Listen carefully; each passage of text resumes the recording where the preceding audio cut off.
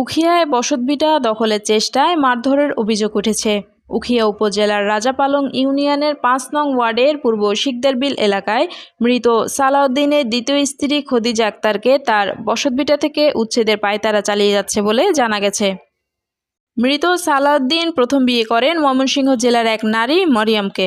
সেখানেই দীর্ঘদিন বসতবাড়ি নির্মাণ করে সংসার জীবন অতিবাহিত করতেন তিনি।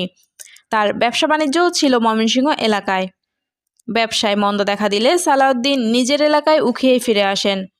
পরবর্তীতে ব্যবসার সন্ধানে টেকনাফে গিয়ে প্রতিষ্ঠান খোলেন এবং সেখানেই দ্বিতীয় স্ত্রী খদিজা আক্তারকে বিয়ে করেন। দীর্ঘদিন ধরে আমার স্বামী সালাউদ্দিন অসুস্থ টাকায় বড় কোনো খোঁজ খবর নেই না। আমার স্বামীর চিকিৎসার জন্য আমি স্থানীয় আত্মীয় স্বজনের কাছ থেকে এবং বেসরকারি ব্যাংক থেকে লোন নিয়ে নিজ এলাকায় দখলীয় বিশ করা জায়গার উপর বসতবাড়ি নির্মাণ করেন দ্বিতীয় স্ত্রী খদিজাকে নিয়ে। কিন্তু মৃত্যুবরণ করিলেও খবর দেওয়ার সময় তার বড় বউ আর বিয়ের ৫ বছর পর সালাউদ্দিনের বড় ধরনের রোগ দেখা দেয়।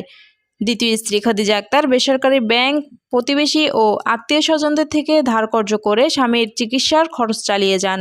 তবে শেষ পর্যন্ত চিকিৎসাধীন অবস্থায় সালাউদ্দিন মারা যান। খবর পাওয়ার পরও তার প্রথম স্ত্রী মরিয়ম ও তার সন্তানেরা আসেননি। অফিসার ইনচার্জ স্থানীয় গণ্যমান্য ব্যক্তিদের নিয়ে সালিশি বৈঠকের মাধ্যমে দলীয় ২০ করা জায়গায় দুই স্ত্রীর মধ্যে সমানভাবে ১০ করা করে ভাগ করে দেন। কিন্তু কয়েকদিন পার না হতেই ১০ করা জমি দখলের কুমানে দলবদ্ধ হয়ে দ্বিতীয় স্ত্রী খদিজা আক্তারকে উচ্ছেদের চেষ্টা চালানো হয়। এ সময় তাকে মারধর করা হয় এবং তার পরনের একজোড়া কানের দুল, একটি বাটন মোবাইল ও মোবাইলে থাকা একটি নগদ বিকাশ সিম ছিনিয়ে নেওয়া হয় বলে খদিজা আক্তার থানায় একটি এজাহার দায়ের করেছেন। আমার কানে ওই ঘটনার সময় আমার কানে একজোড়া কানের ফুল ছিল আর একটা বাটন মোবাইল ছিল। তিনি আরও অভিযোগ করেন, যে কোনো মুহূর্তেই তাকে মেরে লাশ গুম করে ফেলার হুমকি দেওয়া হচ্ছে। নিজেকে নিরাপদ রাখতে কক্সবাজার জেলার সকল আইন প্রয়োগকারী সংস্থার সহযোগিতা কামনা করেছেন তিনি।